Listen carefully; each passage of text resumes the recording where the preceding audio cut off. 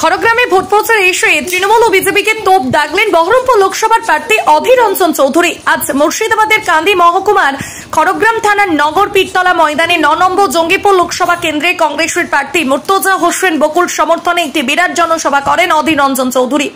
এই জনসভায় বেশ কিছু তৃণমূল ও বিজেপি সমর্থক কংগ্রেসে যোগদান করেন। খড়গ্রামে কংগ্রেস প্রার্থী মুর্তজা হোসেনের প্রচারে এসে অধীর বলেন যে তৃণমূল বিভাজনের রাজনীতি করছে, সংখ্যালঘুদের নয়ে মমতা ব্যানার্জি ইমাম ও মুয়াজ্জিনদের নিয়ে মতবিভাজন করছে। উদ্দেশ্য বলেন যে ভোটের জন্য আপনারা দয়া করে বিভাজনের রাজনীতি করবেন না, মানুষ মানুষকে বিভাজন করবেন না, এটা সমাজের বুকে খুব ক্ষতিকর। হেরেছিলাম, হারিনি, হারিয়ে দেওয়া হয়েছিল। কি করে হেরেছিলাম? পুলিশ আর তৃণমূলের মস্তানদের অত্যাচারের সন্ত্রাসে আমরা পারিনি।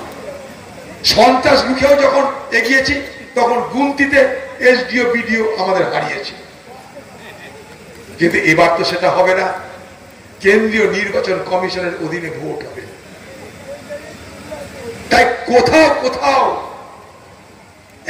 কোথাও আবার বলে গেলাম লুট করবার কোনো সম্ভাবনা থাকবে না।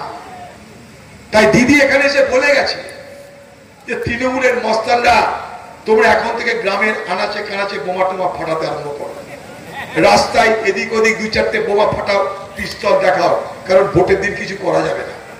কোন মামুর ক্ষমতা নাই, ঘাবড়াবেন না, কোন মামুর ক্ষমতা নাই। একটা বুথ তারা দখল করে, আপনারা নিশ্চিন্তে থাকবেন।